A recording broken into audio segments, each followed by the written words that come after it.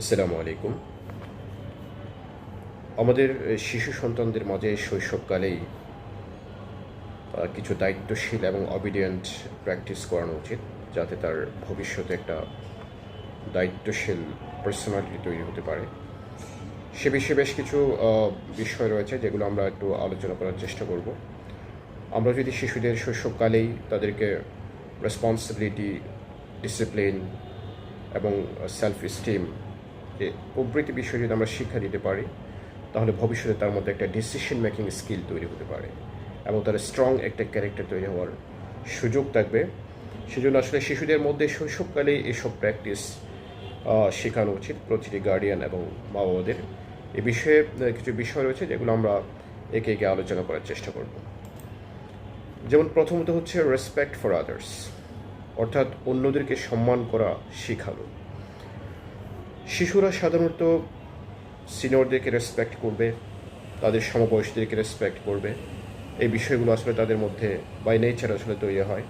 তারপর তাদেরকে আসলে শেখানো উচিত কীভাবে সিনিয়রদেরকে রেসপেক্ট করতে হয়, সমবয়সীদেরকে কীভাবে সম্মান দিতে হয়, এবং বিহেভিয়ারের অর্থাৎ তাদের দৈনন্দিন যে বিহেভিয়ার, যে আলাপ আলোচনা কথাবার্তা, সেগুলোর সীমা পরিসীমা কতটুকু সেই বিষয়ে, এবং কীভাবে একটু ভদ্রস্থ একটু ভাষা ব্যবহার করবে, মায়া মমতার কীভাবে অভ্যেস করবে, এবং যেগুলো তাদেরকে ভবিষ্যৎ একটা স্ট্রং পজিটিভ রিলেশনশিপস এবং রেসপন্সিবল বিহেভিয়ার অর্থাৎ দায়িত্বশীল আচরণের ক্ষেত্রে ভবিষ্যতে তাদের যে ব্যক্তিত্ব তৈরিতে ব্যাপকভাবে সহযোগিতা করবে।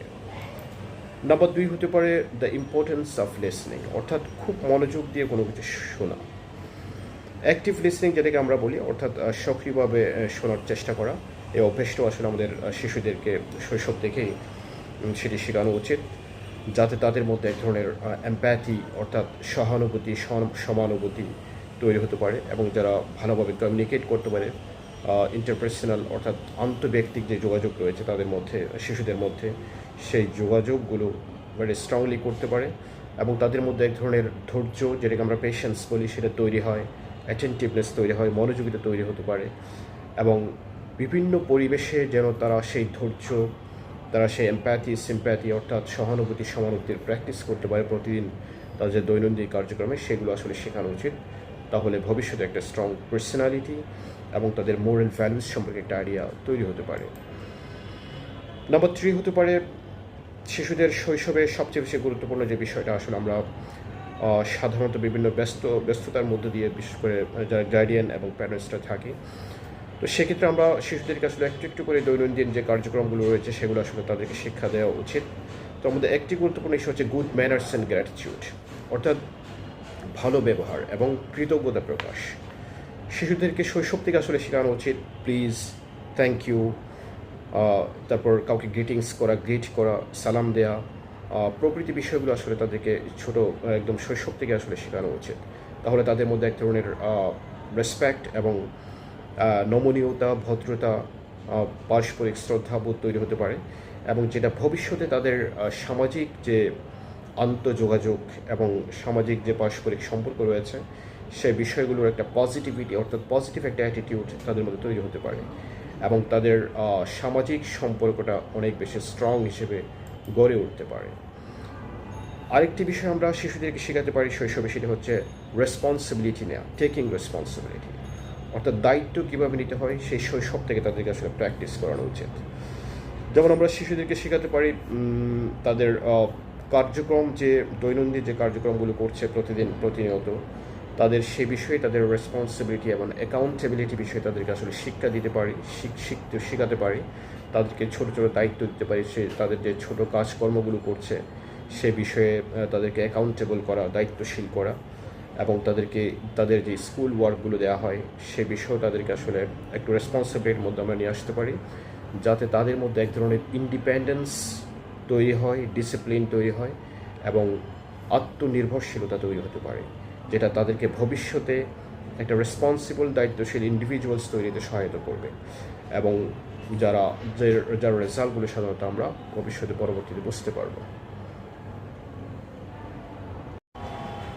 আরেকটি গুরুত্বপূর্ণ ভ্যালু শিশুদেরকে শৈশব বয়সে আসলে আমরা প্র্যাকটিস করতে পারি। তো সেটা হচ্ছে অনেস্টি অ্যান্ড ইন্টিগ্রিটি, অর্থাৎ সততা এবং ইন্টিগ্রিটি কীভাবে মেনটেন করতে হয় সে বিষয়ে তাদেরকে আমরা উৎসাহিত করতে পারি। ট্রুথফুলনেস, কীভাবে সত্য কথা বলবে, এবং তাদের যে নৈতিক যে মূল্যবোধগুলো রয়েছে সে বিষয়ে তাদেরকে আসলে আমরা শিক্ষা দিতে পারি।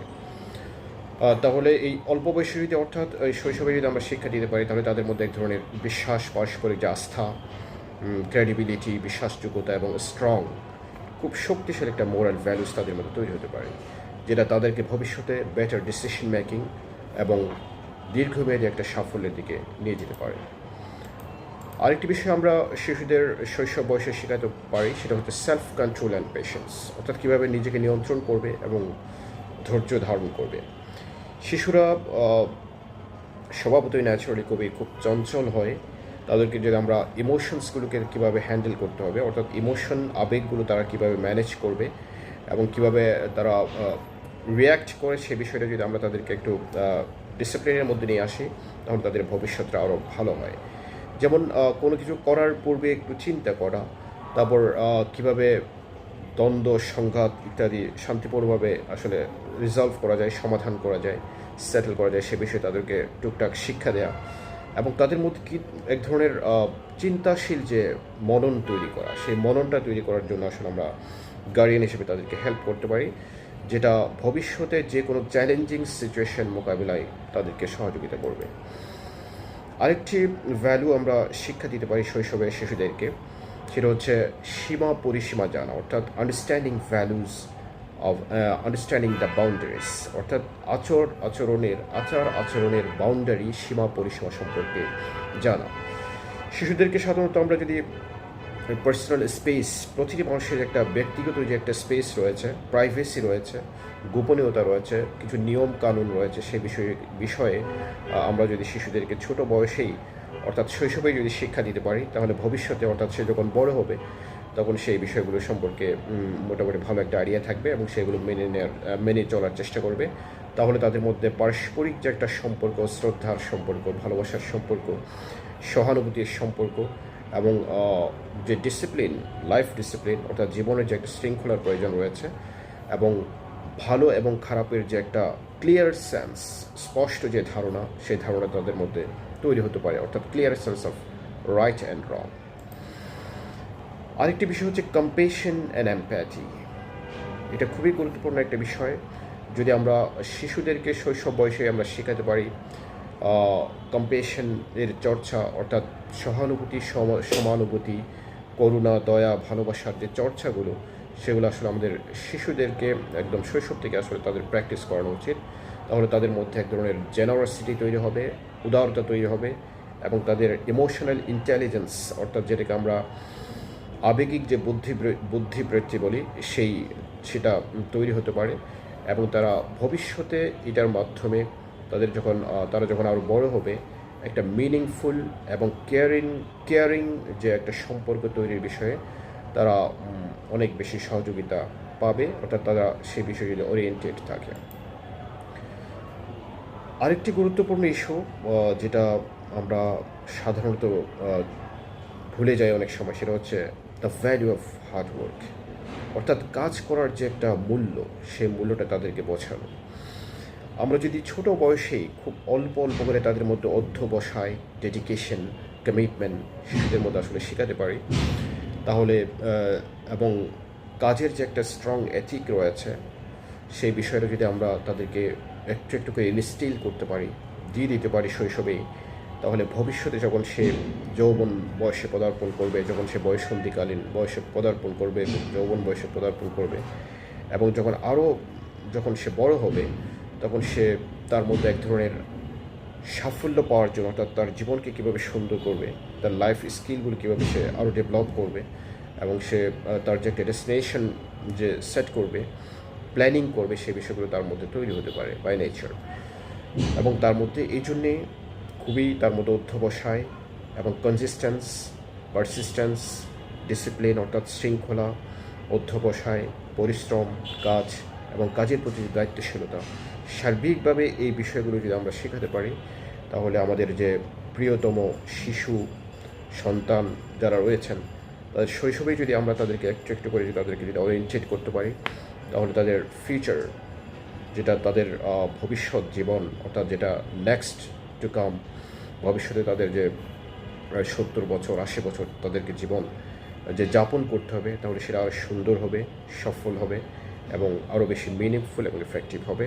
তাহলে এই সমাজের মধ্যে আজকে যে আমাদের কনফ্লিক্ট এবং দ্বন্দ্ব, সংঘাত, পারস্পরিক যে অশ্রদ্ধা, সেই বিষয়গুলো আসলে আমার মনে হয় একটু হলেও সমাধান হতে পারে।